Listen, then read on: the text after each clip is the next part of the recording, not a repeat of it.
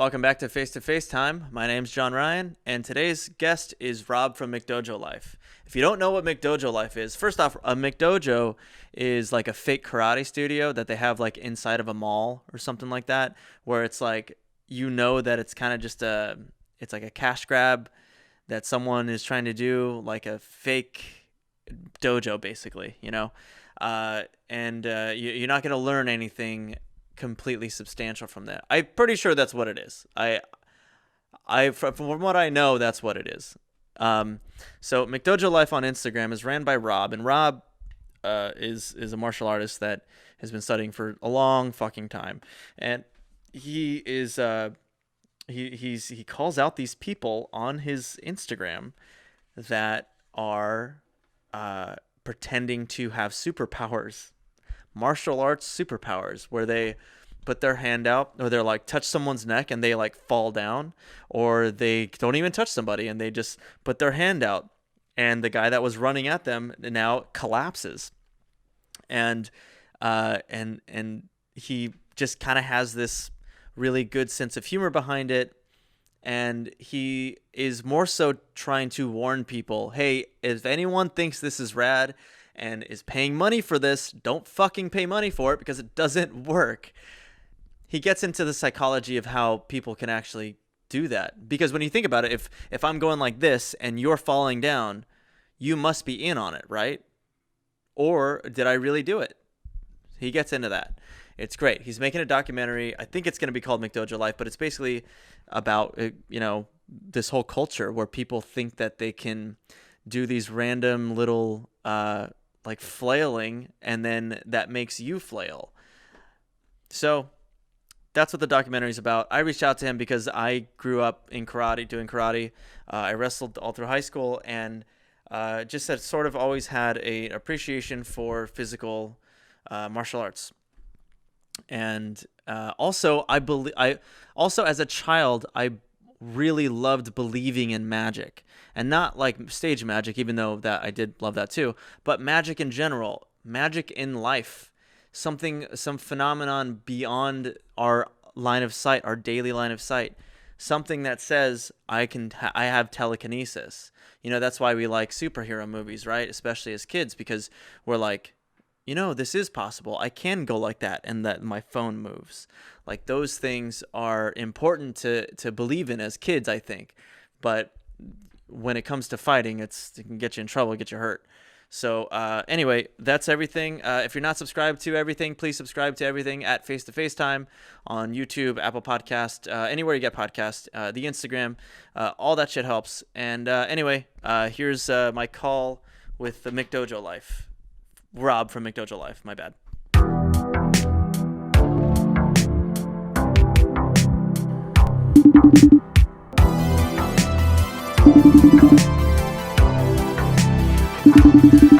Yo!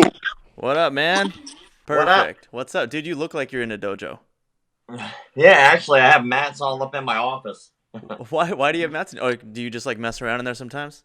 Yeah, I mean, I train all the time, so like I'll be in my office, I have nothing to do, so I'll just like do solo drills or whatever on the mat, just to kind of break up my day. Actually, so you have a YouTube channel, and I've looked at it just like once I knew that we were gonna talk, but it's pretty apparent that you know what you're doing. Like, what do you own, like a studio or something? No, I used to. I was an instructor forever. I mean, I got into I've been doing martial arts since I was 12. Yeah. So I'm, 23 years into the game. I did have a studio of my own for like 4 years. Yeah. But then like I got offered to be bought out because the way I was running my studio was very unique. Mm-hmm. And a bigger company that I was training at, they were like, yo, dude, we like what you're doing. Like, what would you think about doing that for us? Mm-hmm. And I was like, what would you think about paying me money? And they were like, all right. And so we did that. And I was like, all right, cool. I'm happy. Oh, hell yeah, dude. This is Brazilian Jiu-Jitsu? Jesus Christ, Brazilian Jiu-Jitsu? Say that 5 times fast. Well, I was teaching karate at the time, and I was training in Jiu-Jitsu, and I was one of their coaches. So I teach karate all day, and then at night I go and train and help out with their classes at night in Jiu-Jitsu. Okay. So like I've always worked like these crazy fucking hours just because in order to really make it in this business, you have to put in the time. So like, Anytime I'd have an opportunity, I'd be like, all right, cool. Well, this happens to also be my job and my hobby. So I'd work all day teaching karate, and then at night I'd like switch gears and I'd start training jujitsu. So like I'd work all day doing martial arts. Oh, so wait, what are you drinking there? What is that like a? It's a CBD drink. It's a Kill Clip, one of my sponsors. So I appreciate you letting me shout them out real fast. Yeah. I noticed that you had those too. Did you have those in your videos? Yeah, I have them all the Yeah. time. I mean, they are my favorite. They really are my favorite. Here's Like, my sponsor right here. White Claw. You know, sometimes No, if I'm it's not, joking. if I it's know, not the, I wish. If the Claw is law, baby, I'd love to get some White Claw sponsorships. I'd be drunk all the time.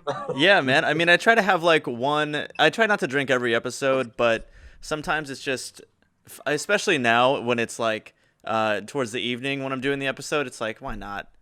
Yeah, dude. I've done shows where I'll have like a Corona or 5 during the show. Yeah. Why not? You know, you're mostly hanging around just like talking about fighting, anyways, right? Yeah, I mean, I get paid just to exist at this point. So if I want to get drunk, my sponsors don't care. Oh, that's sick. So your sponsors aren't like, they're not like very specific about what they want you to No, do. like when I have sponsors, like all my sponsors now are the coolest people on the planet. Like for real. Like I can say that because they pay me or whatever, but I like for instance Kill Club, I was drinking before they ever sponsored me. Ever. And then I lost track of them because it used to be a drink that we sold at our studio. And then like randomly we just didn't sell it anymore. And there was really no rhyme or reason. We just didn't. And then like here we go, like we're talking like 7 years later, like I run across like one of the guys who's like a CEO or CFO of Kill Clip. And I'm like, oh shit, this guy follows the page. So we start chit chatting. The dude winds up being he's a brown belt in jiu-jitsu, but like the guy who makes their flavors is a black belt in jiu-jitsu. And I was like, dude, like is everybody here who runs Kill Cliff like a jiu-jitsu guy? And they're like, yeah, but we're also all Navy SEALs. I was Jesus. like, get the fuck out of here.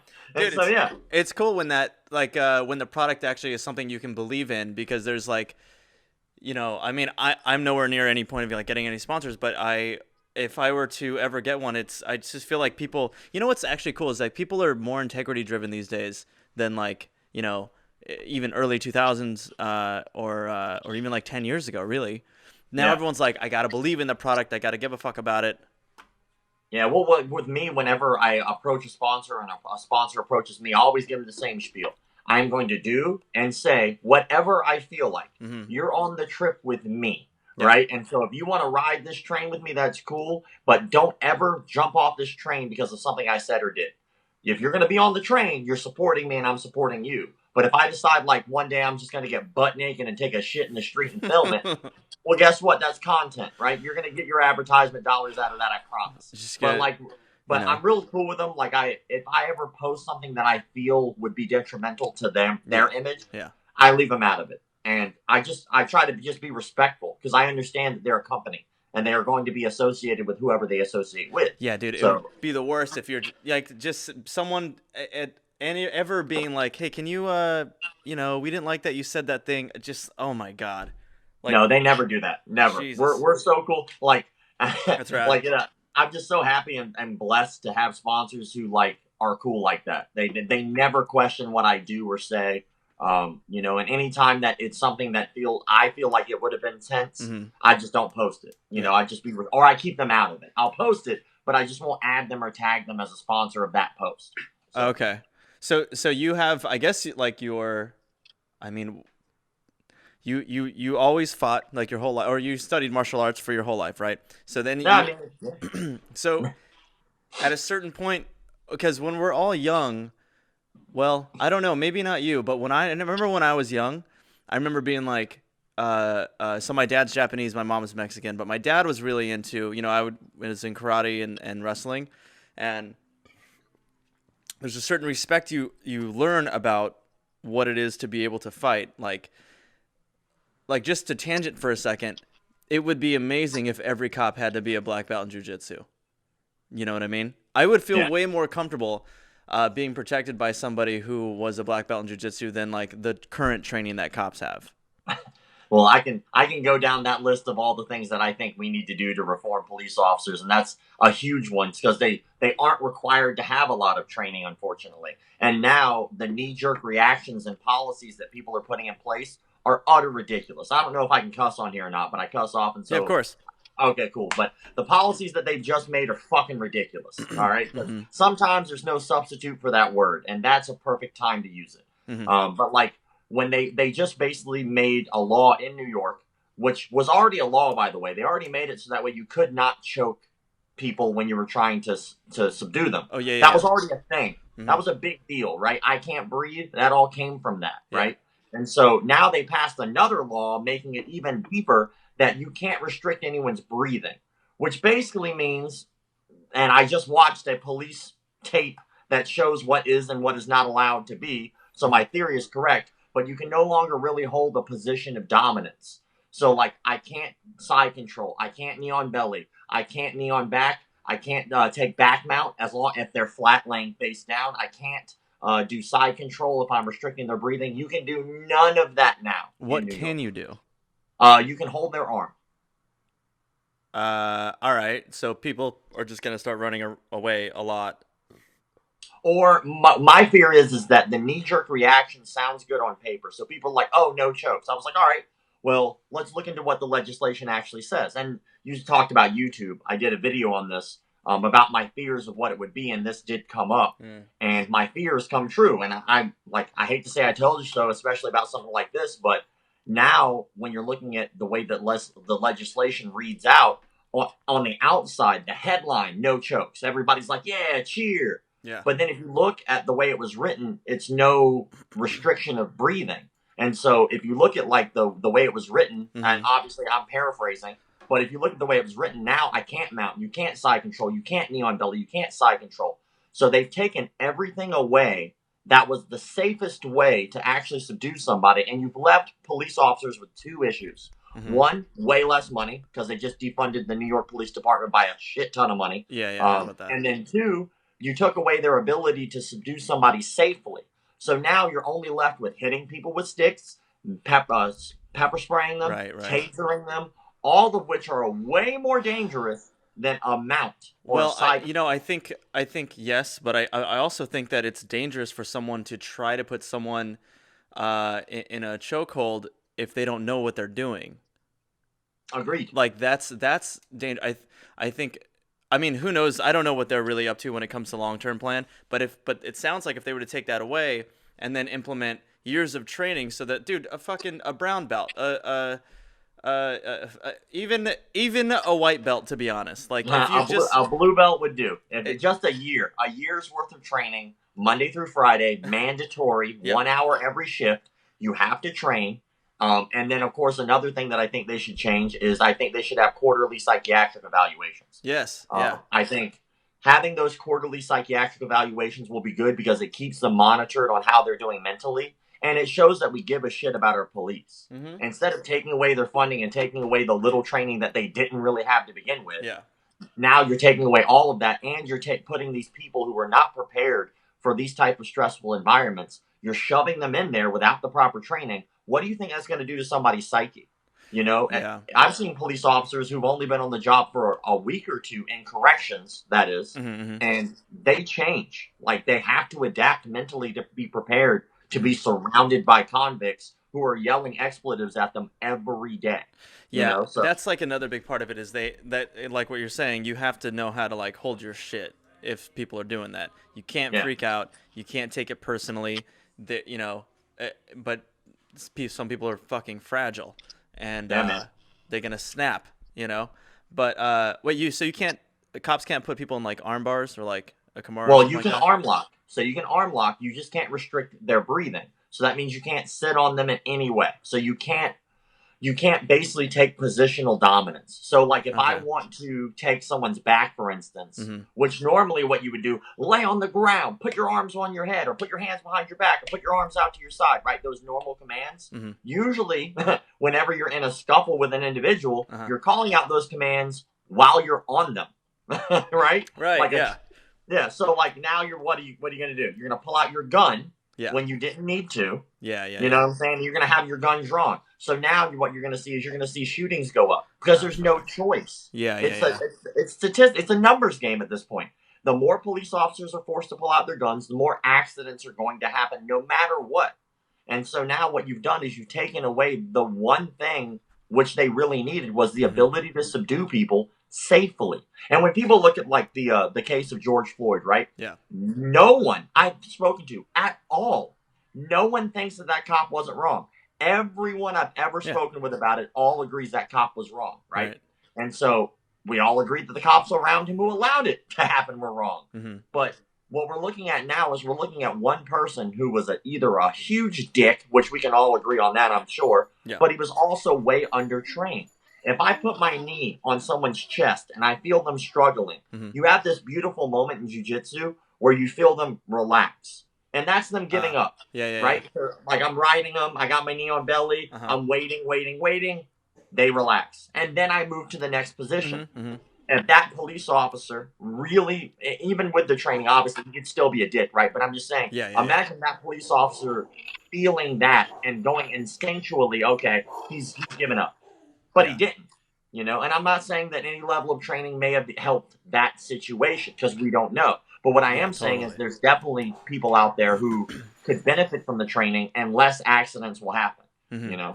But you're taking away the one thing that'll help. So it baffles me. Dude, it's kind of like, I'm gonna be honest, it's never not frustrating talking about like cops and, oh, my dog's going off. Hey, dude, my He's dog. upset too, damn it. Yeah. Damn. I know, Penny. We'll stop talking about it. Okay, bye-bye. He's like, police reform. Police reform.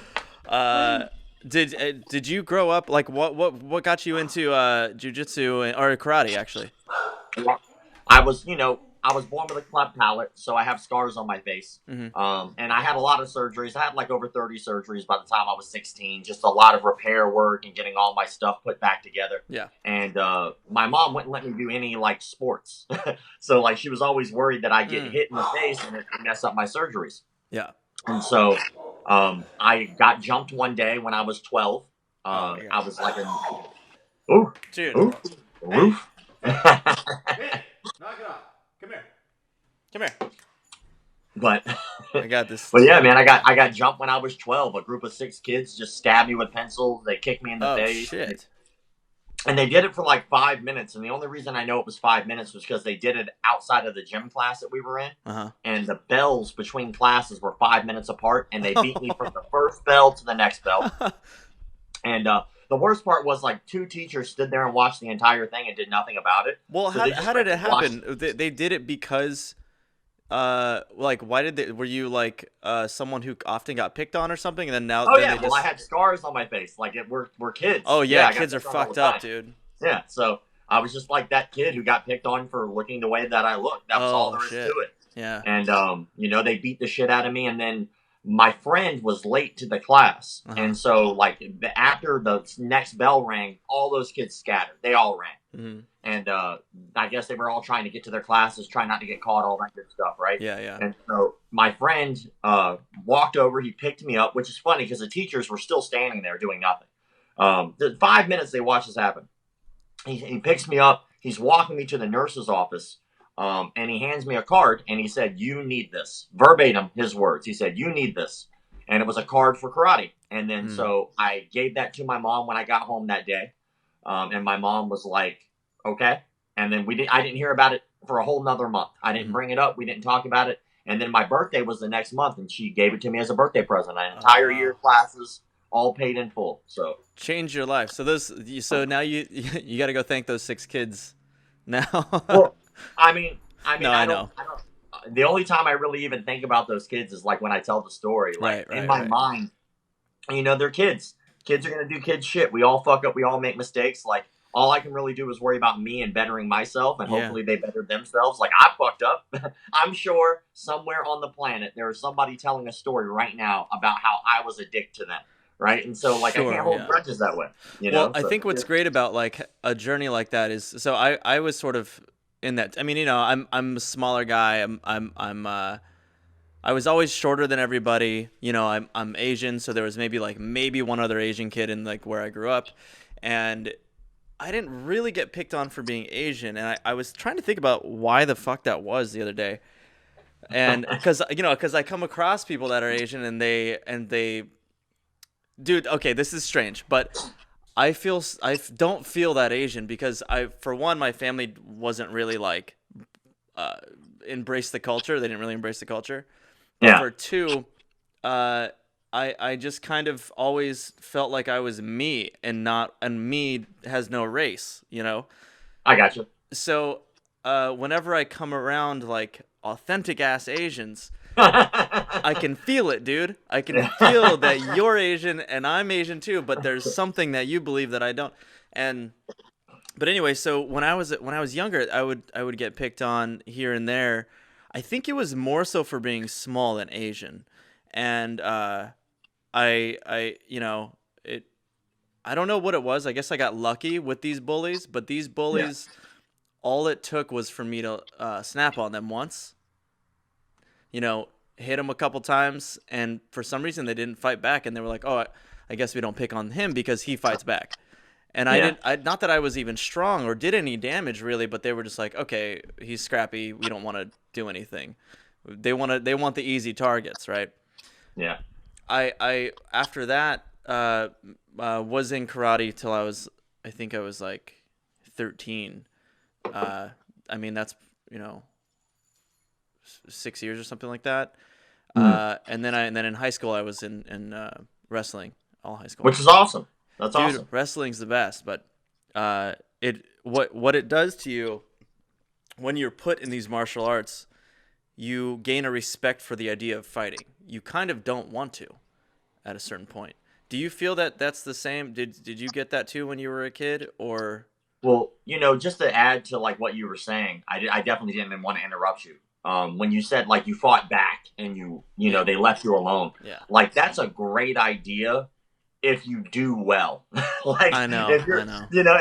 if you because that's always like the older uncle advice, right? Like just I go know. kick their ass. Yeah, yeah, yeah. They'll leave you alone. It's like, all right, well that's cool, but if you lose, you're chumming the water because now everybody knows you can't fight. So like Yeah. that's True. how it was when I was a kid up until I started. Like I didn't have a clue. So I was a terrible fighter. I was the worst. And Yeah. so I fought back all the time. Oh, you did. Did And you get in a lot of like street fights when you were all adolescent? the time. I was just survival. Like Yeah. literally every day I went to school. I got written up on what's called a contract. So we have like correctional schools in where I'm from. Mhm. And so like if you get in enough fights or if you get in enough trouble, they'll send you to one of these correctional schools, almost like a jail type school. Mhm. So it's not a jail, but it's just like where they put the kids that are bad. Yeah, yeah. And so like the principal sat me down with my mom, which is the funniest conversation to me because the principal sat me down with my mom on one of these altercations. It was like, all right, man, well, here's what we're going to need to do, ma'am. Your son keeps getting into all these altercations. We're Mhm. just going to go ahead and assume he's the common denominator because he's been in here with multiple different Oh children. God. At this point, what we're going to have to do is we're going to have to ask you to sign this piece of paper saying that if he gets into another fight, we're going to have to send him to a Maddie V. Rutherford, which was our school for the problem kids. Is that in New York? And no, Jacksonville, Oh, Duval okay, County. okay. And so like my mom signed it, and like it was the funniest thing because I was like, I looked at they never enforced it by the way because I did get into more fights after that. Yeah. But it was funny because like I looked at the principal, I was like, so you're gonna tell me that little me, nerdy looking me, because I was like me, but like way nerdier, if that's even possible to imagine. And I was like, I'm getting beat up every time I come in here. And you're going to tell me that you're going to send me to a correctional school where kids who are actually good at fighting, who are going to pick on me and beat me up even more if I get beat up here again. And so, like, I think that it really did fuck with him. I think that it, like, hurt his self-conscious or his psyche. You were able to bring that up as a kid and articulate that to them? Yeah, because I was getting my ass beat. Like, you get your ass beat enough, you start getting real quick with words, man. Yeah. For sure. You're like, what am I going to do? Like, bend over and take it, go to a correctional facility where they're going to beat the hell out of me even more? Yeah. Nope. Time to speak up. So, like, but yeah, like, but in terms of, like, what the martial arts did for me, I don't think that it worked for me as like clean cut because like when I first started, the only thing I had in my mind, the only reason I was training, the only reason I'd go to class every day, Monday through Saturday, because they were closed on Sunday. Monday through Saturday, I'd go 3 hours every day. Period. I didn't care what happened. Every day, Monday through Friday, and that was a straight year. I never took a day off that first year. Yeah. 3 hours every day. The only reason I did it was because I wanted to learn how to fight. I wanted to learn how to beat the shit out of somebody instead of getting So beat it up. wasn't defend yourself. It was beat the shit Nope. out of these fucking I wanted to assholes. fight. I Yeah. was like, you know what? Because I was already fighting, so why Yeah. not win? Right. You Yeah. know. Sure. Totally. It's a good point. But it was the strangest thing because I didn't tell any of the kids besides my friend who got me into it. I Yeah. didn't tell any of those kids that I was in it, and so like something odd happened, and I just never got into another fight like during middle school. Like I've been in maybe two Did you fights switch after that. schools? Did you go from elementary school No, to middle school? No, just all of no, a sudden the kids this were was like, all in middle school. "Oh Yeah, because shit." it was in seventh grade. I went to eighth grade, and I had been training since seventh grade. Eighth grade went through, and not another fight. It was the weirdest thing. It was like the seas parted, and I think that was the moment that I kind of realized there was more to this than kicking and punching. Yeah. Yeah. Yeah. Because it had changed how I was presenting myself to the world, Yeah. and it changed my view of the world. My outlook was no longer, all right, well, I'm terrified to go to school. My outlook was, I am so excited to go to school. I cannot wait to get into a fight today. Like, and so that was my mentality. I was so excited, but then it never came. And then so after that, I just like started doing these fight nights when I was 15. They had these, our instructor, his name was Master Lee Barden. He did these things called Friday night fights, and they were at a club. And so I convinced my mom somehow, I don't know how I did it, to sign a permission slip to allow me to go to this bar that was 21 and up and fight in these boxing matches. The catch was these are just as straight up a fight club. Yeah, well, it was in a bar. It was like a bar. Like there are videos of it. If you type in "boxing gone wild" in YouTube, you'll see like these videos. And it was wild, dude. There was like 2-on-2s. There were 3-on-3 fights. Like, what? There was a ring that was set up in the middle of this bar.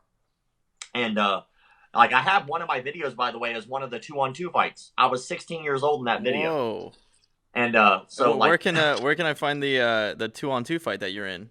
Yeah, it's on my YouTube channel. I'm not good, but that's fine. I just want to see what the fuck this is. Yeah. Oh yeah, it was crazy, dude. And so like they had this ring in the middle of like a pit because the club was kind of set up like for a music. Like that was like its big thing. It was like a music venue. So it had this big stage and it had a pit, and whenever like concerts were going on, everybody would go into the pit and then watch up on the stage.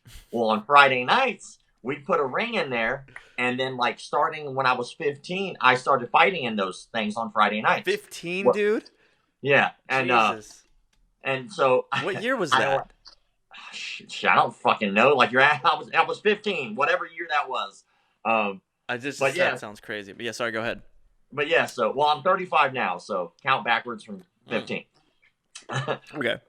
But yeah, so I would go, but the problem is that I was the youngest person there, and the only people there would sign up the night up. So you'd go in, you'd weigh in, you'd sign in that night. This wasn't like a pre-planned thing. Yeah. There was no fight card. So they'd have fights going on from 6 p.m.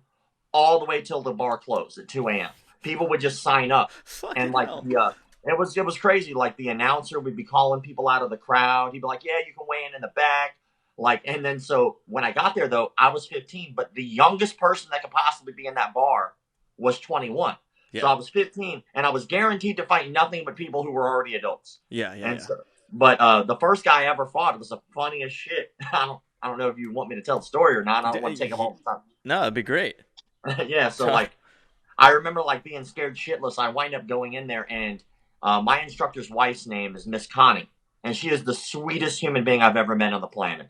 She actually works for the State Athletic Commission now in Florida as a timekeeper. So she would handle the weigh-ins and matchmaking. So I went up there to step on the scale, and I'm scared. I'm 15 years old in a fucking bar wondering what the hell I'm doing. I'm like, dude, I'm really scared to do this. But I was like, I wanted to do this to see if what I was learning would work. This actually helped me. And so I stepped on the scale, and I asked her, I go, do you know who I'm going to fight? And the guy had already stepped on the scale before me, was behind me. Yeah, okay. He goes, you're probably going to fight that guy. And like literally the guy behind me. And I turn around, and no lie, he laughs in my face. Right? Because the dude's like 30 years old. And so like he laughs in my face. But we're the same weight class. So I don't know what was up. Maybe he was on drugs or something. Do you remember the weight class? Yeah, I was 145. Okay. So he's 30 years old. He's 145. I'm 145. Like we just happen to be in that same 10-pound differential. And so I remember he laughs in my face. And in my head, I was pissed. I was like, I'm gonna fuck this dude up. I didn't know if that was true because I was still scared. So right when you walk out of that fighters area, there's like a stairway that goes down to like this little concrete slab where they had like a kind of like a closet area, but it was the only quiet place in the club. Yeah. So like, did you go pray to God? No, I shadow boxed down there. Okay. So like nobody else was down there. Everybody who would have been my corner man was helping run the event. So like I didn't have anybody in my corner. So I'd like go down there and I just shadow box and I'd start warming up on my own. Yeah. And we didn't tape hands either. So like I just wrist wrapped. So I didn't even completely bare knuckle. No. You put on gloves. Oh, okay. Jesus Christ. Like usually when you're about to box, you tape your hands rather than wrist wrap. So you do like gauze and athletic tape. Well, they didn't do that because it was just like the night of. Yeah. Most guys didn't even wear wrist wraps. They would just put on these gloves. Like the 8-ounce gloves? Yeah. Well, no. They were like 14s. Okay. 14s. And so like I put on my stuff and I'd go down there and shadow box and warm up. And I heard somebody on the phone. And like I couldn't help it because it's like real quiet back there, but I heard it echo through like the stairwell. So I look up and here's that guy talking on the phone. And I couldn't help but listen to him because like I said, this is like a quiet area of the club and it's echoing down the stairwell. And he definitely didn't see me down there, but I like heard him. So I'm like, okay, so I'm moving around. And he said to whoever it was either his girlfriend or his wife, I don't know. He was like, yeah, I already won. I'll be home soon. And in my head, I'm like, now, first of all, I know that's bullshit for two reasons. One, because I asked the promoter, who was my instructor, hey, can I fight first? Because I didn't want to wait all night and be nervous. Yeah. Right? I just wanted to get it out of the way. So I know no one fought. And two, he was supposed to fight me. So I know he didn't fight yet. And so we wind up getting in the ring. And first night of the inaugural fight night. And I'm a 15-year-old kid. This dude's 30. I'm so young, I wouldn't even take off my shirt. That's how weird down it was. So I like wore a shirt and like pants when I fought. And this dude had his shirt off, right? He just looked skinny and out of shape. Like I was like, all right. And so that we come to the center of the ring, and this dude's like smiling, got a big smile on his face. I'm scared shitless. So I probably look ghost white. We touch gloves. I back up, and he comes out of the ring, out the gate, just hard. He just starts swinging. And I just cover up. I didn't know what else to do. Yeah. And so like it felt like forever, but chances are good it was probably only 30 seconds. He's swinging, hitting gloves, hitting the top of my head, but not really getting anything through. Yeah. And then it just stopped. And so I remember I had my eyes closed. So I was like covering up with my eyes closed, and then it just stopped. And I like peeked up with like one eye just to see the referee. Now, the referee was another instructor at the facility that I trained at because it was all run by that facility. And he looked at me like I was like a moron. And he goes, dude, let's go. Yeah. And like I look up, and the other guy, the guy who had already called his girlfriend and said that he won, he gassed himself out. He's got his hands on his knees with his head down, and he's sucking oxygen like he's never breathed before. 30 seconds in? This is roughly about 30 seconds. And so I look up, and I was like, all right. And I got lucky. I just got lucky. I ran over, I planted my foot, and I threw a cross, and I would have hit him on the top of the head. But I got lucky because he just looked up. And as soon as he looks up, I broke his nose. Oh, like, no way. Oh, fuck. And we're talking with big headgear and everything, right? Yeah. Like it was luck, 100% luck. So I broke his nose, bam, and it was like when you squeeze a tomato. Yeah. So like I hit it, and then like after I broke it, like it kind of like squirted. Dude, wait, actually, so I always see that in movies where the second that it connects, blood comes out, and I'm always like, there's no way that's how it happens. No, like with this, it's like a delayed reaction. So you hit, and then you pull the glove away. You can see that it was broken, and then it just like gushes out. Whoa. Like it was bad. And I was like, oh, fuck, I'm winning. And then so I had great cardio because I was a kid. Right? Yeah, and so I was like, I'm hitting him. I don't think any of the other punches really did anything because we have these big gloves and big headgear. And he didn't answer his corner. So the bell for round 2 rang for him to come out of his corner. He didn't come out of the corner, and I won. And so I remember going back to the fighters area because that's where we would drop off our gloves and, you know, like if there was water back there and stuff. And I remember going back there, and he had already taken his gloves off, and he had his hands like on a big one of those industrial-sized black garbage cans, and he's just like projectile vomiting into this thing, like hardcore. Dude. And I remember walking by and catching his eye, and he caught my eye, and his nose was fucking broke. And he was just profusely vomiting into this trash can. I always wonder to this day, what did he say to his wife or girlfriend when he got home? Like, Oh well, how did fuck. that conversation go? Because like he was talking all that shit, and like I'm not gonna lie, none of it was skill. I got lucky, and I'm not gonna Doesn't lie. matter. This guy's humiliated. He probably had to just be like, you should see the other guy type of shit. Like But like he had to even the lie. 2-on-2 fight, like the 2-on-2 fight that we did, we had what was called Thunderdome Rules, which was a thing for the club. And so like for 2-on-2 fights, it would be two separate teams.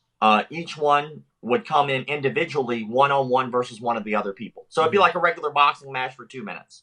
And then you guys would leave, and then the next two would come in, and then they would have a 1-on-1 boxing match. And then we would all get in the ring, and then two referees would be in the ring, and it would be 6 people in this boxing ring, and then we would just go at it.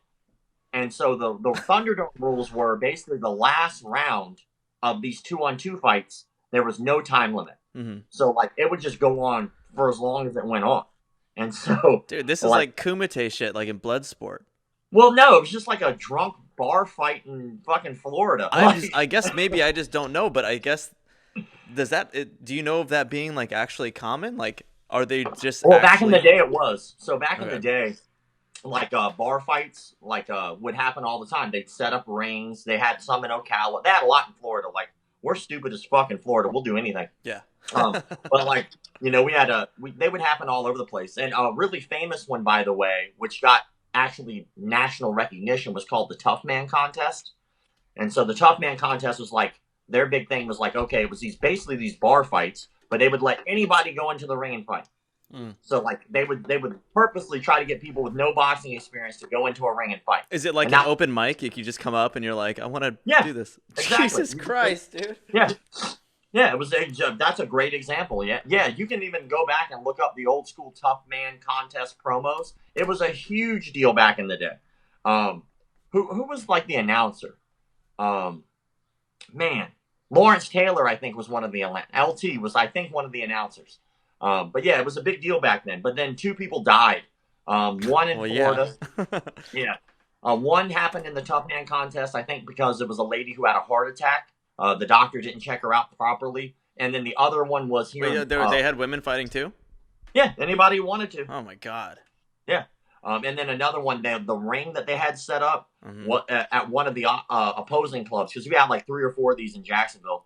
The ring didn't have any padding to it. And so like the way that they set up the ring was like a permanent installation at that club. And they actually took the boards, which usually the boards are loose. So they'll bounce. They'll have a little bounce. And they actually drilled them down into the ring. So they had no give. And this person with no headgear got knocked out and fell and hit their head perfectly on like one of the studs of the ring and just died. What's that Hilary Swank movie where that happened? Yeah, but that was the stool. But yeah, this was their head. Gone something baby. $1 Million Baby. $1 Million Baby. That's right. Dude, so when I was young, I remember being really into, like I mentioned, Bloodsport and like all the Bruce Lee movies and Jackie Chan and all those sort of older kung fu movies that my dad got me into. And I remember the concept of transferring chi or energy or whatever it was coming up. Yeah. And all right, so on one part, it's like, that's silly, obviously, right? But I was a kid, so I was, you want to believe in magic.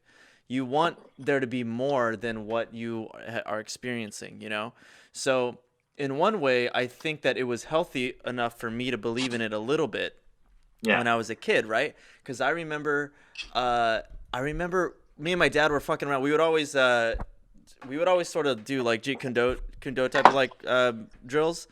Yeah, and like Bud.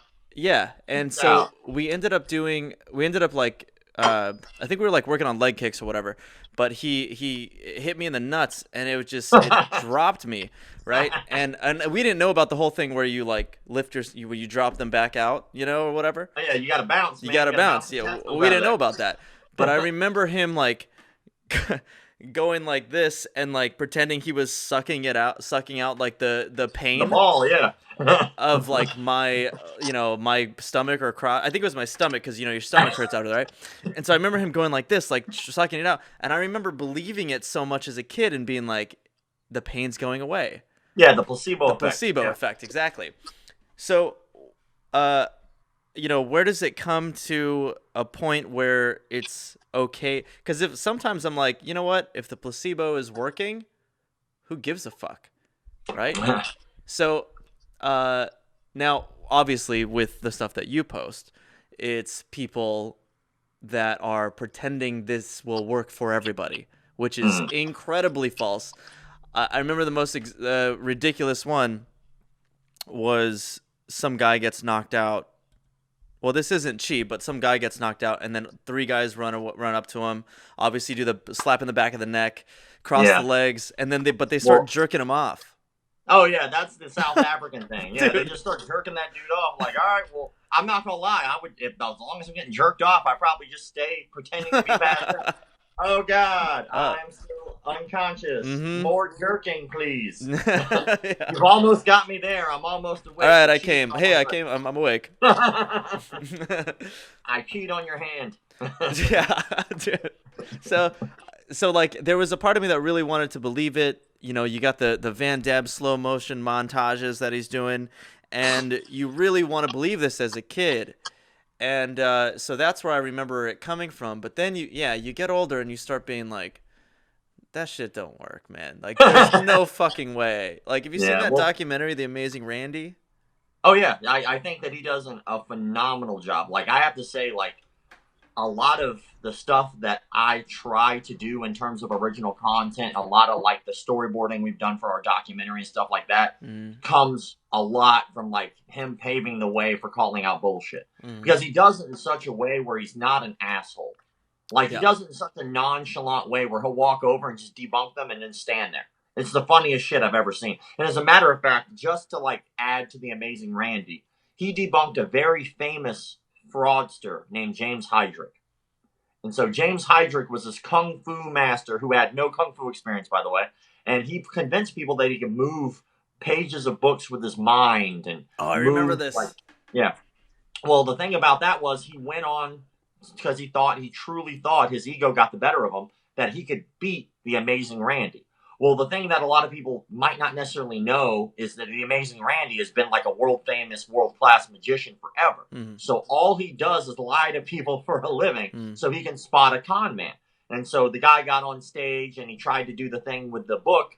And then the Amazing Randy just walks over, grabs some packaging peanuts, spreads them out around the book. And he goes, if the packaging peanuts move, you're full of shit. And he backs up. And the guy, like, magically couldn't do it. Oh my, I can't do it. He's like, there you go. And that was it. He does it so cool. Yeah. Right? And like for a guy who looks like he's perpetually 150 years old, the Amazing Randy handled his shit like a cool, calm, collective boss. Now, that story gets a little crazy. So James Hydrick, after that show, winds up getting lawsuits against him because he molested children. Oh God. Yeah. Such a left turn. Oh, well, it seems like that, but it's actually a very common thing in the martial arts. There's been over 400 cases of pedophilia in the martial arts from 1985 to 2018, roughly. Oh, okay. So it's very common, super common. So, like, this guy molests those kids, right? Well, he goes on the run. While he's running, he winds up booking himself on Sally Jesse Raphael. No shit. While he's running from the police, he books himself on a national television show. And, of course, they wind up busting him right after the show. He winds up going to jail, and now he got a plea deal, obviously, for pled insanity and all that bullshit. Because, I mean, how could you not call that dude insane? He really thought, like, he made a cult. Yeah. Leader. And so, but that guy's only an hour away from our production studio where we're going to start filming our documentary about fakes, frauds, and phonies in the martial arts. So we're going to go interview that guy. Wait, actually, that's amazing that you're gonna do that. But also, so for listeners or viewers, I've been following McDojoLife on Instagram for even before Joe Rogan gave you a shout out.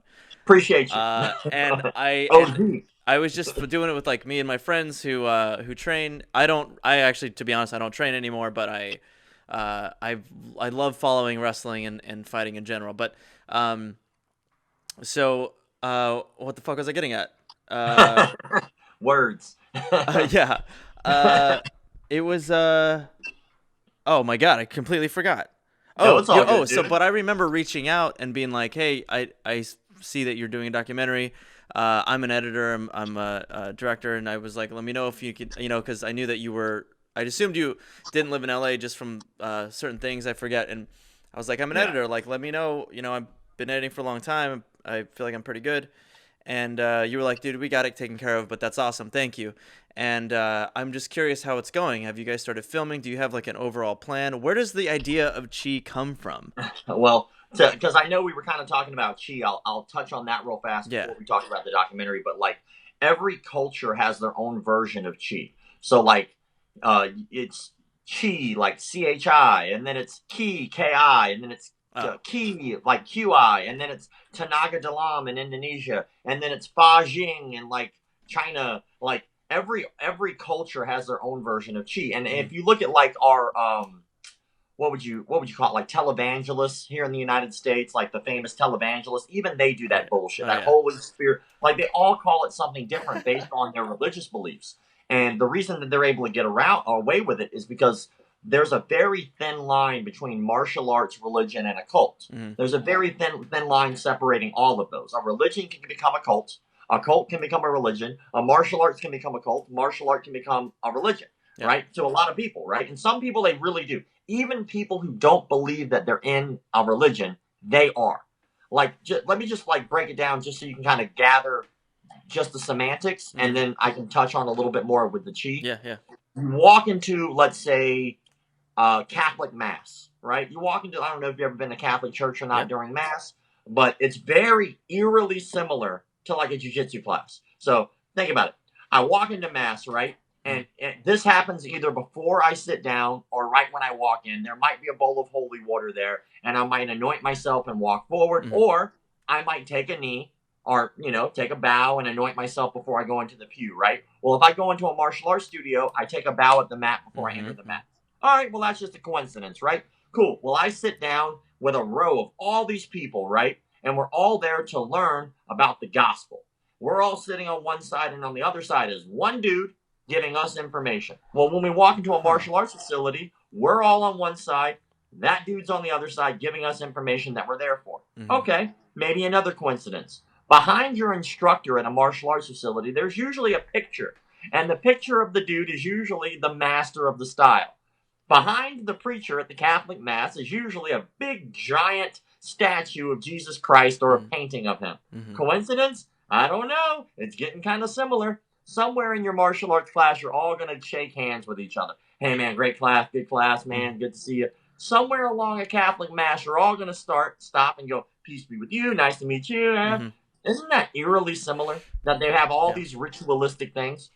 And I'm not saying that it's a cult, but what I am saying is the intent is what separates the three. So, like, if you want to be a religious leader, right, then your intent is to better the people around you, period. You're not getting much out of it, right? If you're a martial arts instructor, your goal is to better yourself at martial arts and all the other ones around you, right? If you're in a cult, you're trying to better you through the manipulation of the people around you. You want them to believe this is the best for them, but it's really just what you want. You want the leadership, you want the power, you want to be the guy in charge, whatever it is, you want the money. That's the difference between religion, martial arts, and cult. It's all about the intent. Now, of course, if you looked up the Merriam-Webster's dictionary version, there'll be some asshole out there going, well, that's not what that means at all. Bitch, this is my version. This is my opinion, and I'm allowed to have it. But in my opinion, just looking at, I don't know, cults for the last decade, that seems to be the only real difference. And so, like, if you have a martial arts facility, that can be a cult without most people knowing that it is. Because they've already established all these rules and regulations and all these things you need to follow, that it's not that hard to manipulate people to work for you for free, which happens all the time, right? It's not that hard to convince people that they need to pay you and work there. It's not that hard to convince people that they need to give up their extra free time outside of the facility to do things the way that you want them to do them. Bitch, I'm paying you for a service. That service ends when I leave the door. But a lot of people don't feel that way. A lot of people are so manipulated that they think they have to be all involved all the time. Excuse me. And that's when it becomes culty. It's like, I just dealt with a thing in South Africa where this guy was like shooting kids with paintballs as punishments. He was whipping kids with belts as punishments. He had no like jujitsu lineage. So he had never truly gotten any promotions in jiu-jitsu, but he opened up a jiu-jitsu academy. I mean, he lied to his students about this for decades. And that's abuse, that's a lie, and it's a cult. But they, like, even people who left him still didn't see those major things as an issue. They didn't see, for some reason, shooting kids as paintballs without their shirts on as a punishment as a problem, even after they left. That's how brainwashed they were. They didn't see that as abuse. I guess you could say that there's good and bad cults then. Like when Well, it I comes to mean, no, because definition. no, that's not how that works. So you can belong to a group. A Uh-huh. group is a good thing. You can belong to a community. Community is a good thing. A cult is very simple. Your whole existence is to appease the top dude. Like, tell me, can you name one cult in which it didn't always trickle to one person in charge as the beneficiary? Well, those are cults. I mean, but you're drawing a parallel with martial arts, and I don't. So you're saying that martial arts are not cults, Nope, but if you're benefiting. Right, but If you're there's benefiting. similarities. Yeah, they're very similar. I'm just saying that it's not that hard to flip the switch. Oh, I to see. turn I it into see. one. So like, it's a one thing to feel like you're getting a benefit from something, right? For instance, we talked about the placebo effect, or this will lead into chi. If I convince you that you're drinking, like, let's say this is labeled CBD, and I convince you that this is good for you, right? And I know for a fact that that's going to slowly kill you, but I keep giving it to you anyway because I believe in my mind that every soul that I bring to whatever deity I deem to bring to you is going to make me have a higher status when I get up there. Well, that's a cult. That's a cult. You've convinced me that this is the best thing for me when it's really not. Like, look at Jim Jones. All those people that, I don't know if you're familiar with Jim Jones or not, but he ran a very famous cult. That's where the term "drink the Kool-Aid" comes from. Yeah, that was like San Diego, right, or something. Well, he moved them out of the country because the heat was coming down on them. He moved them out of the country. I forget where it was exactly, but when he moved them there was a ton of people there, hundreds. They all were convinced that Jim Jones was like the guy. We got to listen to what he says, and he was manipulating them. And then, of course, we had a senator, I do believe, and his entourage come down to check out the cult. Like, hey guys, just making sure all you guys are happy. Well, somebody slipped that dude a note asking for help.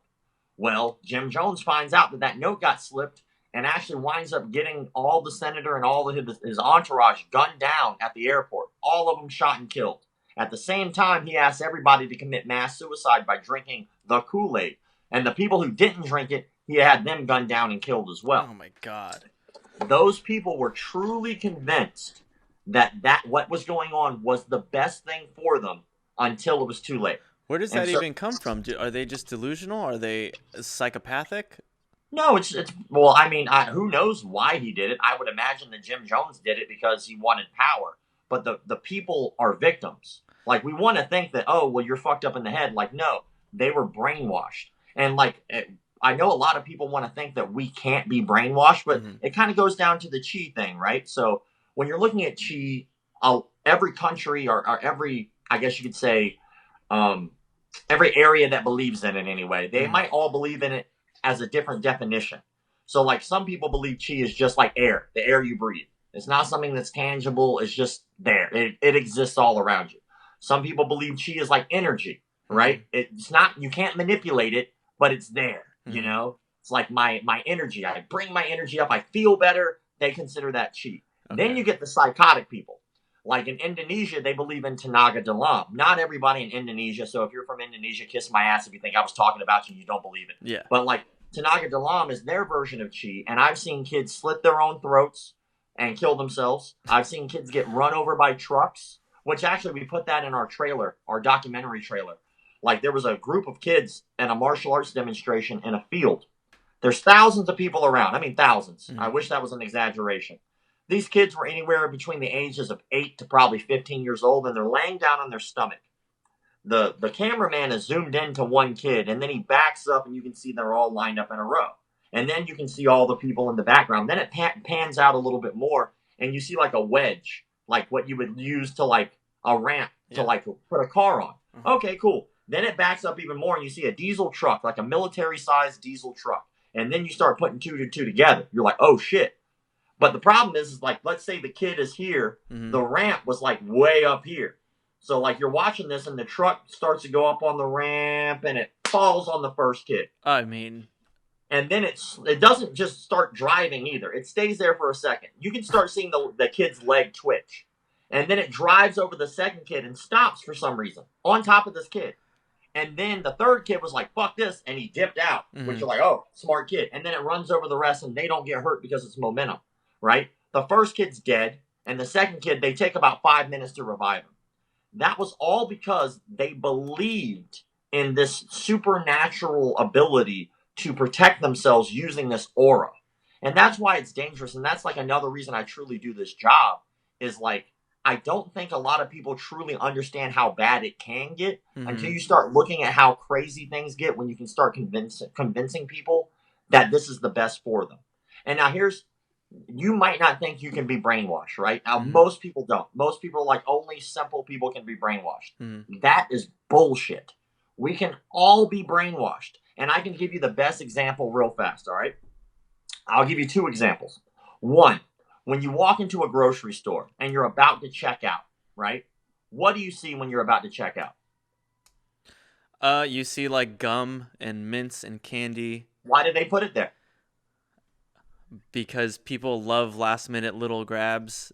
Because you just got done walking around a whole bunch of food that you cannot eat or touch right now.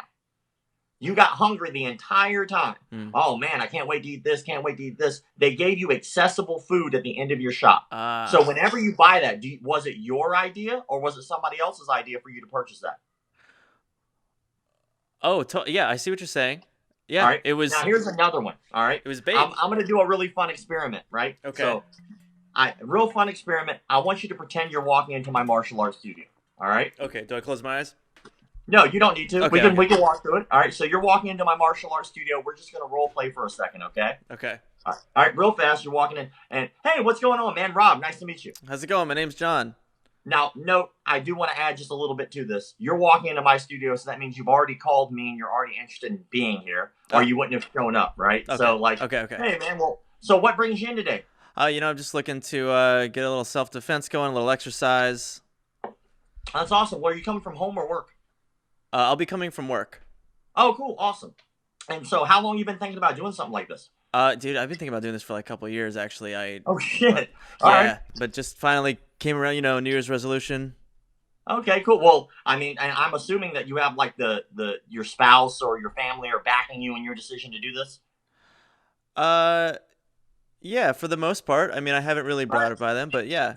That's cool. And so, what do you want to get out of this? What do you want to get out of being here? I just want to make sure I can, hold my own if anything goes down. I want to make sure I can get exercise. I want to make sure I can defend my family. Awesome. Well, that's cool. Well, we have classes available Monday through Saturday. So they're always from 7 to 8. You're here now, so at least that day's available. So what days out of the week do you think you'd be able to make it if this is something that you enjoy? Well, I'd like to come twice a week. Tuesday, Thursday would be ideal. Perfect. All right, cool. So I just brainwashed you. Oh, really? That entire conversation. Yep. Okay. Do you want to know why? Yeah, I'd love to know why. All right, so I have a 75% sales record right now. So like 75% of people who walk into my door from any martial arts studio I've ever worked at sign up for my program. 75%. Now, you can't win them all, right? But that's a pretty damn good percentage. That's good. There are 5 objections people tell you before signing up for a martial arts program. 5. It's always the same 5 for some reason, all right? I don't have the time. I don't have the money. I have to think about it. I have to talk to my spouse. And then it's too far away. So we eliminated half of those. The only one I didn't eliminate was the money, which you can only eliminate at the end of the sale. Okay. So when you walk into the door, I asked you, are you coming from home or work? And you told me you would be coming from home. So guess what you can no longer tell me? Well, work. I was coming from work. Well, guess either way, it doesn't matter. Guess what you can no longer tell me? That's too far. It can be. You already told me it's right there next to your work. Right. All right. So the next thing I asked you, I was like, what brought you in? And you were like, man, I want to learn self-defense, blah, blah, blah. And then I said, how long you been thinking about this? And you told me years. Guess what you no longer can tell me? That you don't want to do it. Now you have to think about it. You've been thinking about it for years. Yeah. How can you think about it? You've already been thinking about it for years. Right. The next thing I asked you is, do you have the support of your family? And you said, yeah, they pretty much support me. So guess what? You can't tell me. I have to talk to my spouse or I have to talk to my family about it. You already told me they support you, Oh, right? this is chess. Exactly. And then the next thing I asked you, I was like, all right, well, if you enjoy this, how many days a week would you be able to make it in? And you told me you'd be able to make it in at least twice a week. So guess what? You can't tell me. I don't have the time. Hmm. So you already with a casual conversation, I've already eliminated all of the objections you would say except for money. Yeah. I guess that would be. I mean, this is a great sales tactics. I mean, this is something that you've learned over several years, right? Yeah, obviously it's a trial and error thing, but it was something I was taught. But it's just like any technique, and so like I feel like I use similar techniques to get laid. Who, me? No, me. That would be icky. Oh, you? Yeah, just write that down. Hey, where are you coming from? Yeah. You live around here? But like, yeah, so like when it comes to like manipulating people, it's not what people think. Because if you haven't been trained to do it, you don't know what to look for. You don't know that you can be manipulated. And that's like the biggest part of manipulating people. The easiest people to manipulate, in all honesty, are the people who don't think they can be manipulated. Because their guard isn't up for anything. They're not prepared for what's going to come at them. The things that they're looking for aren't coming from a trained mind. It's kind of like sparring with somebody in jiu-jitsu who's never done jiu-jitsu. But like that guy who's like, man, I don't care what kind of jiu-jitsu you know. Oh, dude, I love watching those videos. And right, it's funny because they assume without any training that they know what they're doing.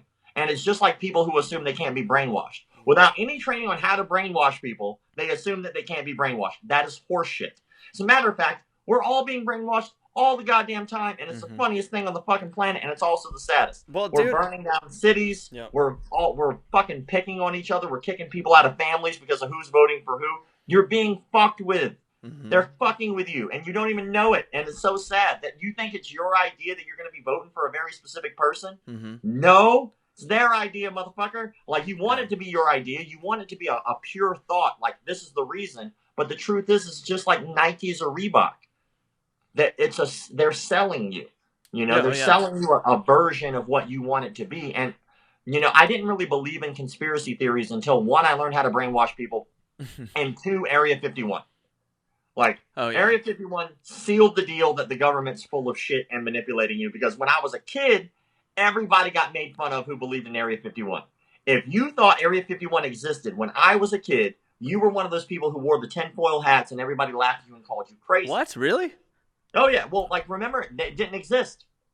The government told you it did not exist for years. Oh, I mean, well, I went off that. There was a movie that came out in like the 60s. That was but they were always told you that it was a fake base. Area 51 did not exist. Even if you look back at like the movie Independence Day. Yeah. The movie Independence Day, there's a guy there who they make fun of because he got abducted by aliens and he was brought to Area 51, right? And like, it's funny because like in the movie they make fun of that. It's supposed to be a joke. But like here we are, like what was it, last year? Everyone knew it existed for real. The government admits that it exists. They give you an actual location. Everybody tried to even storm it. Do you remember that? Yeah, that's right. That's fucking dumb. But, like, that goes to show you that, like, you are being lied to about shit. And when people don't think that they can be manipulated, just look at Area 51.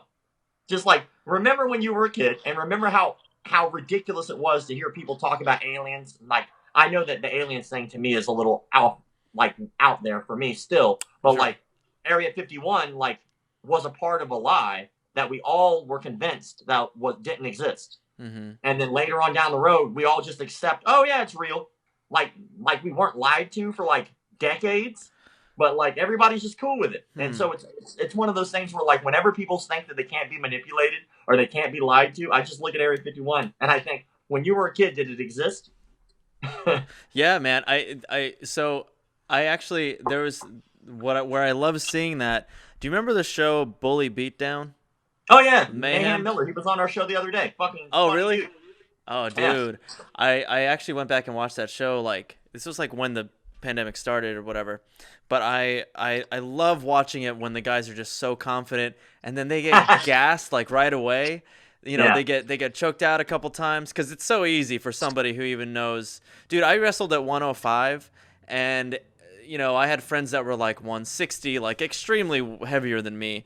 And if you just know a little bit of weight management and you know how to shift your weight, how to manipulate their weight, and they don't have that training, is the easiest thing to pick somebody up, to pin them. I was Greco-Roman, so I wasn't submitting anybody, but it was so fun to know that exists. Sort of opens your world to go, okay, it doesn't, like, size truly doesn't matter. Strength matters a little bit, but well, to bring it back to like the chi thing, right? The whole reason I brought up the whole manipulation thing, right, is I really wanted to paint a broad picture of how easy it is to manipulate people without them knowing. Yeah. Now imagine if I took you and I put you into a martial arts facility for your very first time and you've never trained before in your life.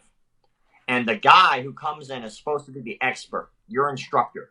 And you start asking questions. Well, you're looking at him like he's the end-all, be-all. He has to know what he's talking about because I'm going to be paying him money. I have to trust him. That's right. And then so he starts telling you, like, basic shit. He's not going to dig in with the chi right off the bat. That'd be dumb. That'd be a dumb sales pitch. He's going to dig in with the basics that everybody's going to teach you any damn way. No matter where you go, you're going to get a version of a jab or a front hand punch or something like that. Or you're going to get a version of a front kick or a teep. And you might learn how to break fall depending on where you are. You may learn a submission, right? No matter what martial art you go to, that's going to be your trial class. You're going to learn your basic warm-ups. You're going to learn 1 or 2 punches or kicks, a submission, maybe a takedown or 2. And that's it at most. Well, when you get in there, all he has to do is get you signed up. Because I'm not trying to convince you your first day of this. I get you signed up. Well, now I have you on the hook for a year, right, on average. So now you signed your contract for a year. You're going to go in. Now, every day you come in, I can start slowly but surely whittling away at all of those little doubts that you have, right? Most of the guys who do this, when it comes to like the chi bullshit, they do it verbally, and you can hear it. Whenever you hear somebody explaining chi, it's never clean, cut, and dry. It's never easy. They either talk in circles, like Adam Misner. If you go to just Adam Misner on Instagram, anything that he posts is literally him talking in circles. Okay. He's like, there is no heavy, there is no light, there is not soft, there is correct. It's like, what the fuck okay, are you talking dude. about? Yeah.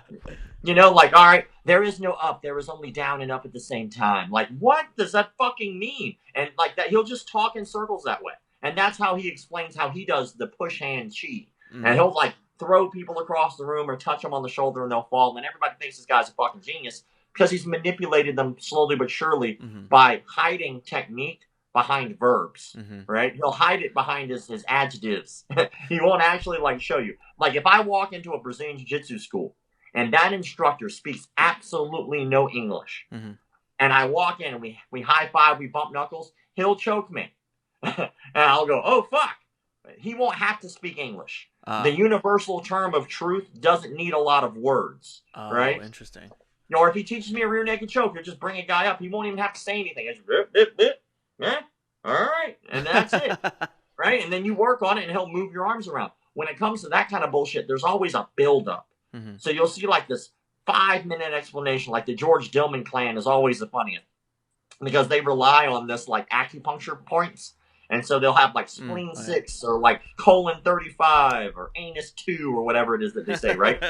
And so they'll have like these 5-minute explanations basically telling the person who's about to get knocked out how to get knocked out and when.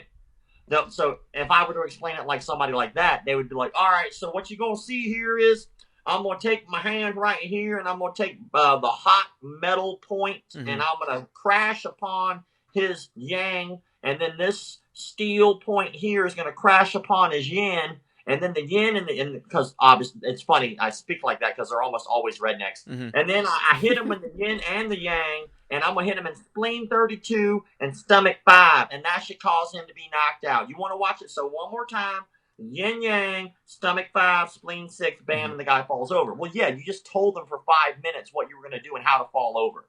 You know? Like if I were to go up to somebody and go, I'm going to do a rear naked choke. Tap when you feel it.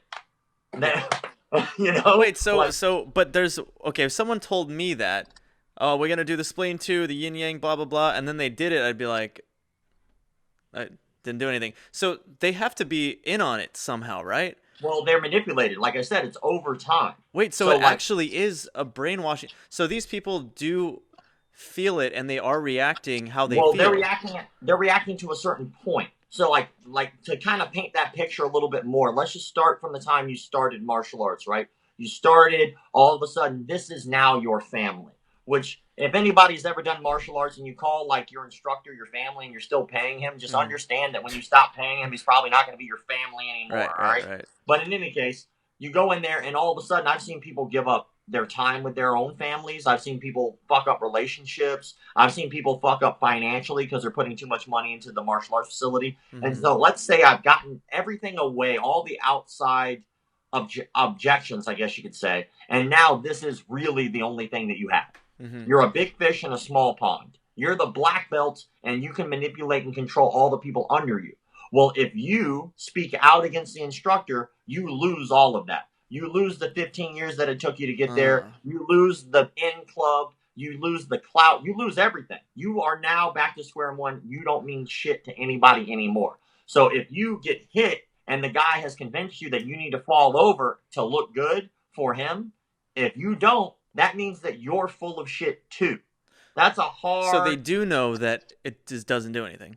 I'm sure most of them do, yeah. I'm sure there are some people that have... Because those motherfuckers are flailing around. Like, they get touched and they're like, ugh, like they're coming. It's not as clean cut. Like, you have to imagine, like, every cult is different. Well, every martial arts instructor is manipulating. And I'm not saying all martial arts instructors manipulate. I'm just saying with these people, you can't blanket statement it. It doesn't work that way. Every situation is going to be different. Like, there's going to be some kid who's, like, convinced himself. Like I said, I saw one kid in Indonesia slit his throat.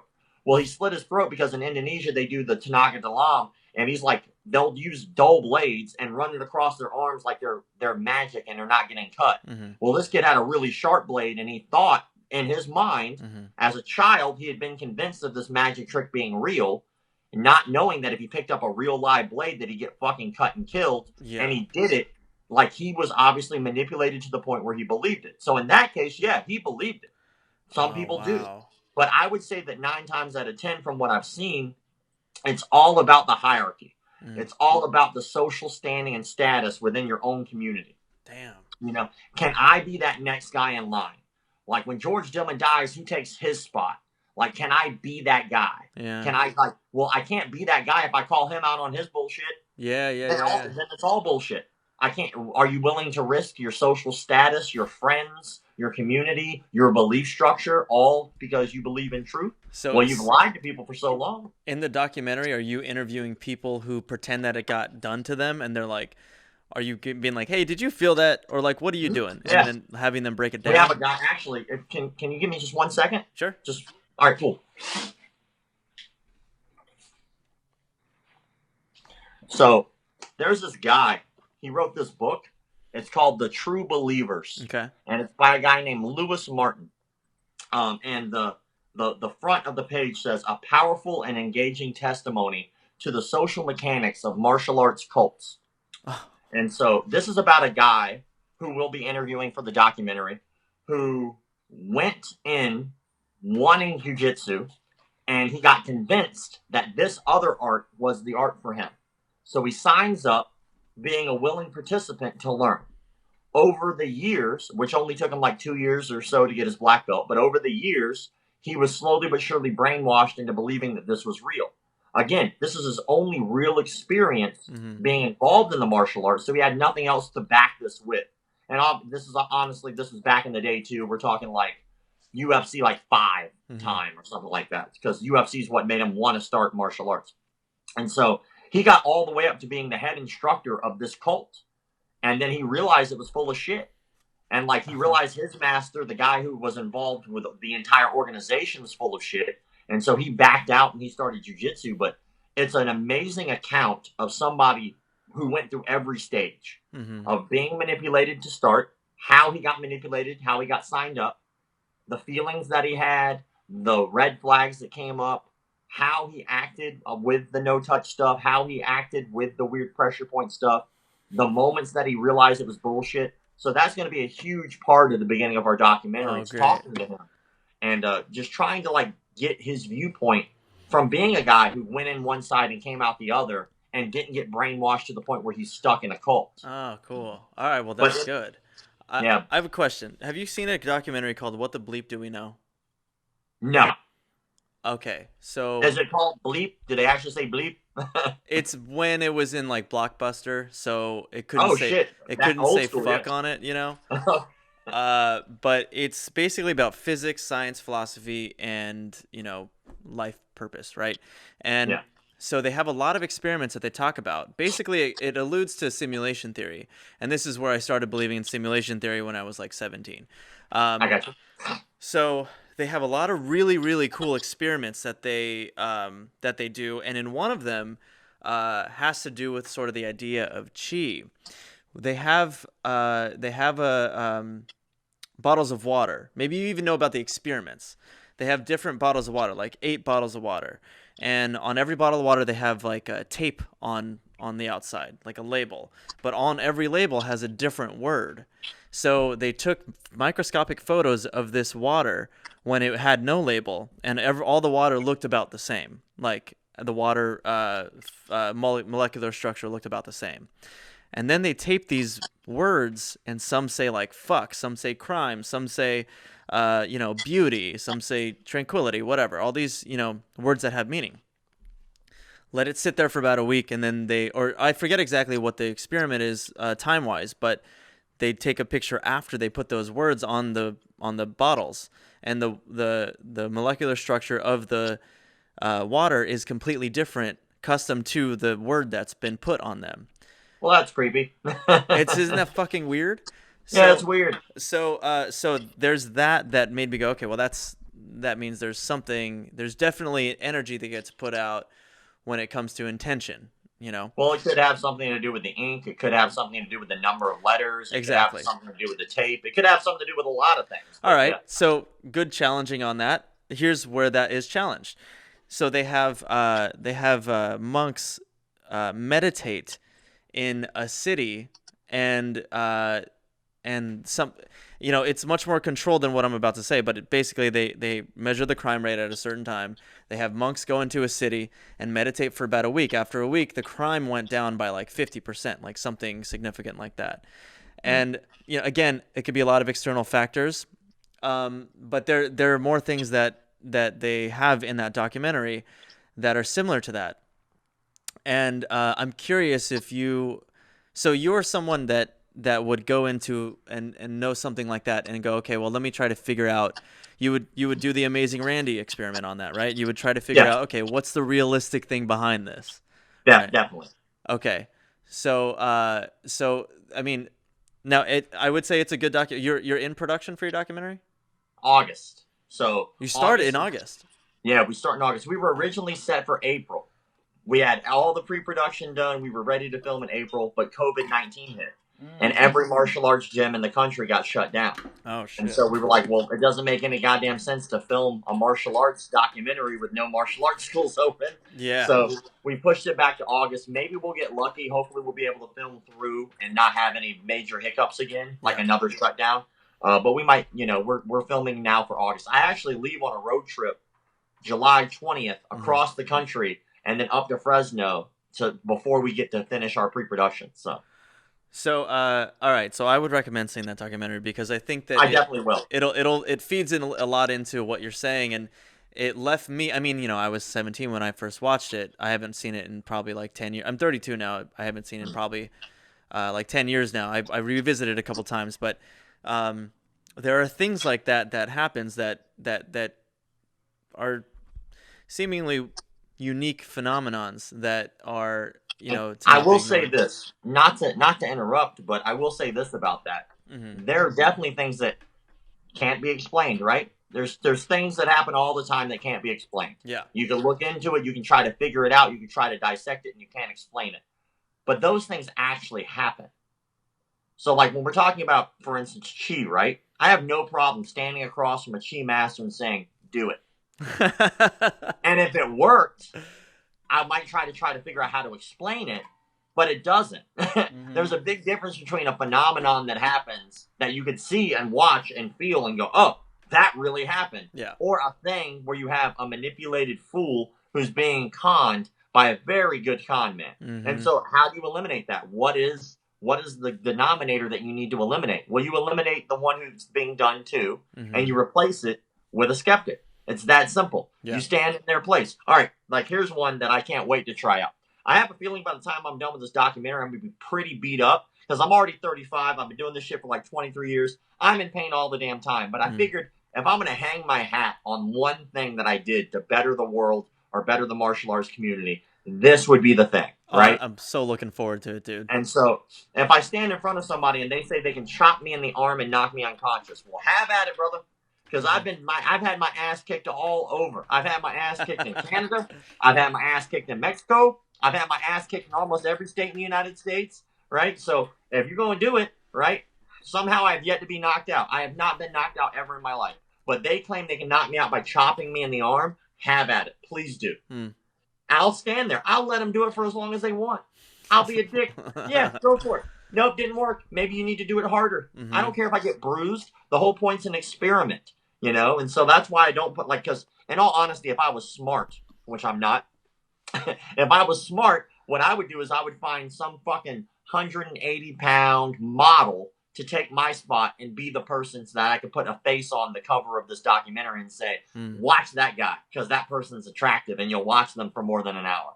But because I don't feel like that's fair to anyone to put themselves in harm's way, I'll do it, even though I know I'll probably get less views because I have scars on my face. That's just... I don't know. I think that you're really interesting looking, and the fact that you have... Yeah, I'll take the fact that you have it... Well, I mean, I say that as like a higher compliment than attractive. I think attractive is so cheap.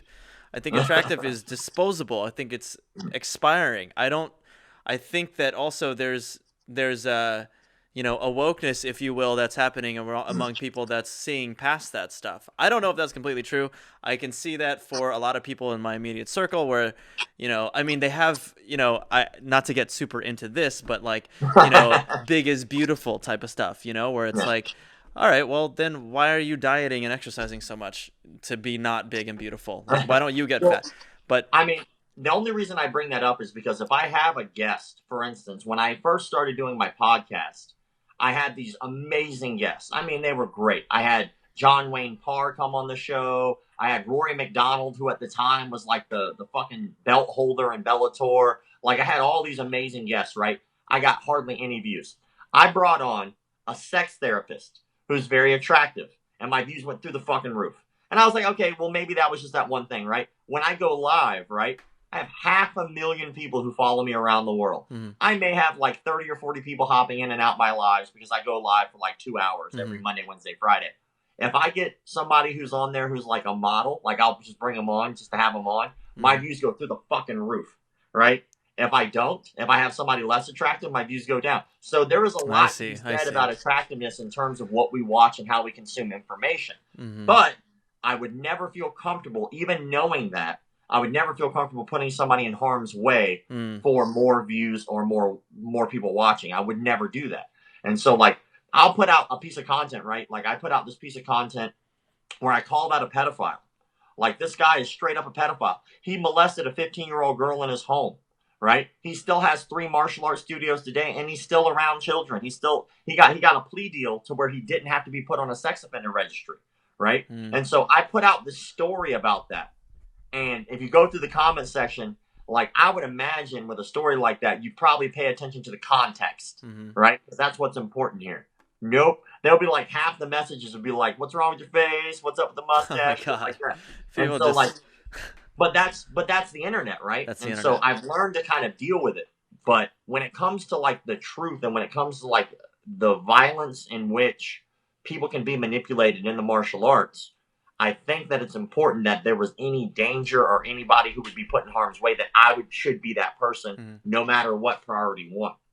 And so, like, I'm to the point now where I can hire somebody else to do this fucking job. Well, dude, check this out. So I have a friend. She's she's a creative director for Comedy Central, and she does live shows every night on Instagram. And she doesn't have that big of a following. She I want to say she has maybe 10,000 followers. What she does is goes live for an hour with somebody of some sort of status that is minimal. I mean, she had me on the show, so she'll just have somebody that's like, she likes their talent or whatever it is. But when I was on the show, people were in and out, and it was like anywhere from 20 to 30 viewers going up and down. So I Yeah. was like, all right, well, like no one's really watching. And then she's like, don't worry, this is not where people watch. People watch when you save it and then post it on your grid. Hmm. You go back there, thousands of people watch that. Yeah. So I don't know if that matters to you. If Well, it it's all depends. Like, it all depends on a lot of factors. Like, my real only point there was the fact that I don't want to put anybody else in that position. right, So, right, like, right. there'll I be see. some guy, there's somebody watching right now having that thought, like, what the fuck are you, like, but, like, if I put anybody else in harm's way, that would just feel gross. Sure, And sure. so that's, like, a very important thing to me. So that's why, like, whenever we're doing this documentary, like, I'll go there in front of any one of these people, more than willing to do anything. Like, if we are able to get the funding that we want, we even want to go to Indonesia. So, like, we crowdfunded. We were able to raise $20,000 on crowdfunding, which was amazing. Yeah. So grateful for that.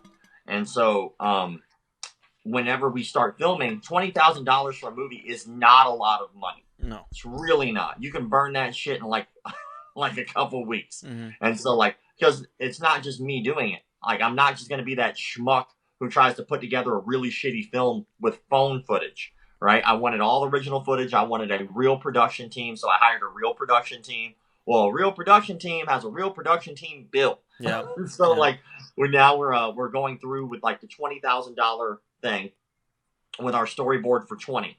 Now, we have 2 investors who were talking about investing. If we get those investors to follow through within the next week, then we'll have $80,000 total. That'll be a much different movie. You know, we'll be able to fly to location. There's one place that believes they can cure blindness.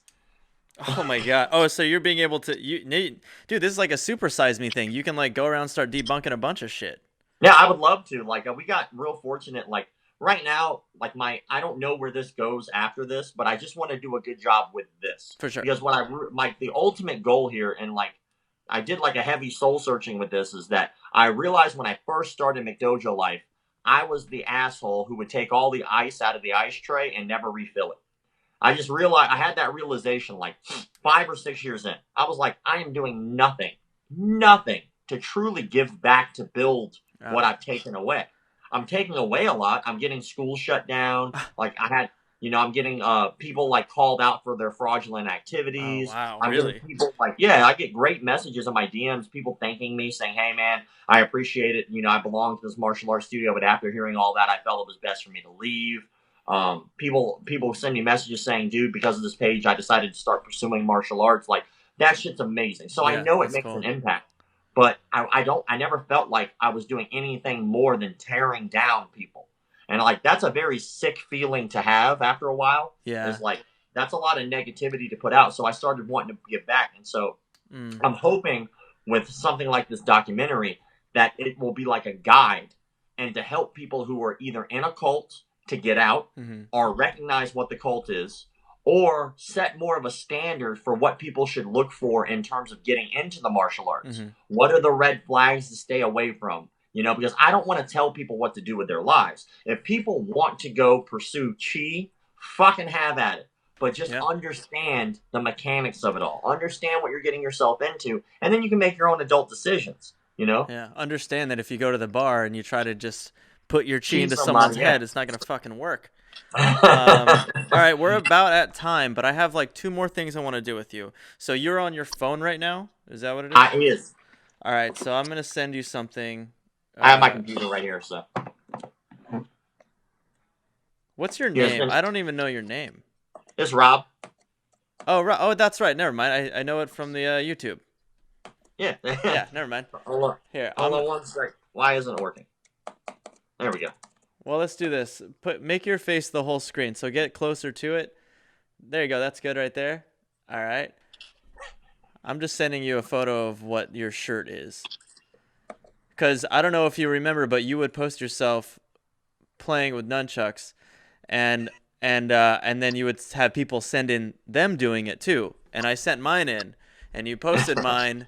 Yeah, man. I could do a couple things with it. I don't know if you remember me from that, but I do. It's like a year or 2 ago now.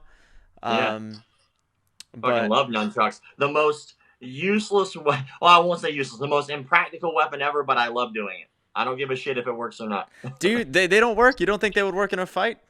They would, but like, when are you gonna ever pull out a nunchuck in a fight? Bruce Lee Like, had them all the time. What do you mean, no dude? one's gonna sit by that guy on the bus. You know what I'm saying? Like, you got these Yeah. nunchucks in your back pocket. Like it's funny because people who are like really into like the old school like thought process, the whole mysticism of it all, they'd be like, "What do you mean it's impractical?" I mean, it's impractical, not useless. Impractical means like if I'm walking down the street and I had to find something around me to defend myself with, what am I most likely to find? Broomstick. A knife that I always carry with me, Mm-hmm. or a gun. A gun that I usually carry with me. Boy. Yeah, there it is. Or a fucking stick that happens to be laying on the ground, or something to the equivalent of what a stick looks like. Right. And so, like, those are practical. Yeah. Impractical is thinking that I'm gonna, one, carry around nunchucks with me everywhere I go. Because that guy, if you're listening, yes, I'm calling you fucking weird. If you're the guy that carries around nunchucks everywhere you go, that's weird. All right, you're gonna be the dude at the party that only talks about nunchucks, I'm sure. Yeah. All right, and then also, like, you're gonna carry that shit with you, like, or you're gonna find it on the ground. Hold on, don't mug me. Stick. Yeah. Stick. You know, like, come on now. So it's impractical. I have nunchucks by my bed, and and what I do, my idea is that if someone's gonna break in, I'll hear it, right? First off, my dog will fuck them up. It's a pit bull. Handy. And so I sleep like a baby because I have a dog that I know is very strong. But if I need to have something, I don't know why that's my first choice, but I just have them, and I feel like I would just grab them, and then they're now, right there. Did you send me a text? Did you send that to me in a text? I did. Okay, that's probably why I haven't seen it. Hold on. Yeah. Sorry about that. No, that's okay. It's good though, because I wanted to talk to you about that before. Okay, well, let me check it real fast. God damn it. For some reason, it's not allowing me to pull that up. Let me see if I can just do this. I don't want to like get rid of the thing. Can you still see me? No, it's fine. I can't see you, but that's awesome. Okay. So on that note, can we end with like a very short display of some nunchucks? Yeah, man, I'm sure I got some laying around here somewhere. Hold on. You got a shot of my booty. Right there, man. Hell yeah. What do we got? Wow, look at that. Fast. Let me make sure you get a little glimpse. Is that good? Yeah, that's good. Oh, dude.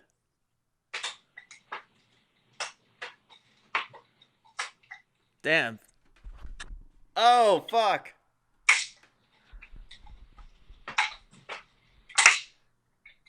Hell yeah. And are those chains connecting them, or is it a rope? No, this is a rope, but I have like, I just prefer these. Yeah. But I have like the older school, like traditional ones. See, the funny thing about nunchucks is everybody like likes the Bruce Lee stuff, which I do too. Sure. But the problem with that is like old school Kabuto nunchucks, you're hitting yourself a lot. I know. You're not hitting the other guy, right? Yeah. And so like, I prefer, like, even with the longer rope or chain, Mm-hmm. I prefer to not hit myself as much. Oh, I see. Right? And so I'm not like doing the old school catches as much, which are cool, right? Yeah. I like that stuff, but it's just not, to me, as realistic. Dude. Like if I'm moving around with somebody like with a pair of nunchucks, right? Yeah, that's true. This isn't going to be it. Like this is going to be it. Right. We're here.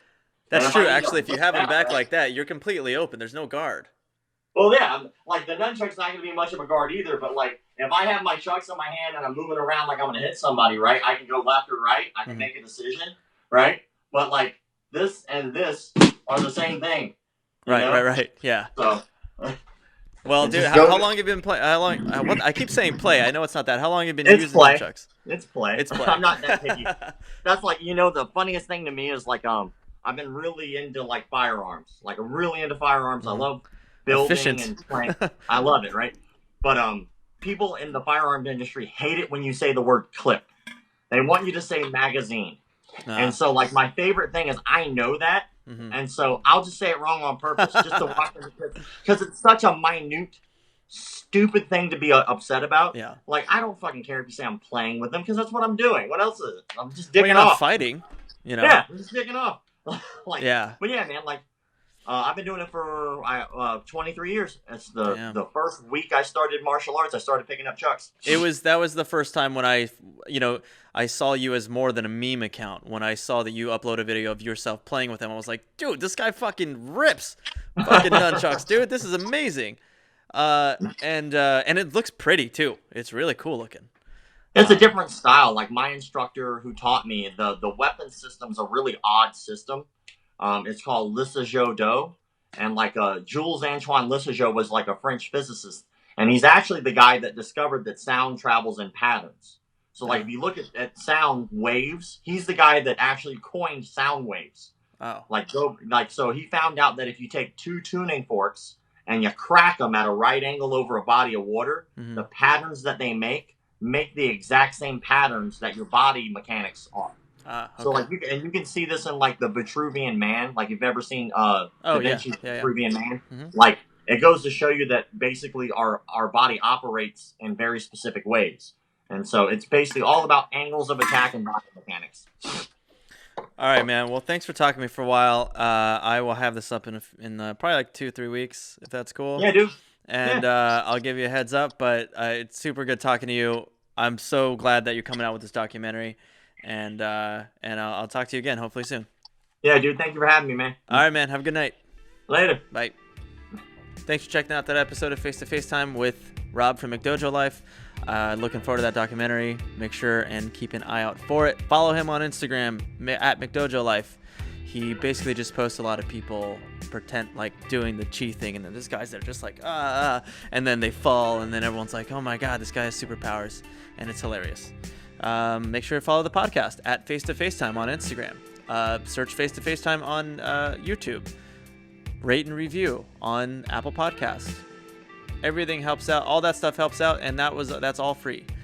That's it, man. Love you guys. Thank you, and have a good night, day, whatever you're doing.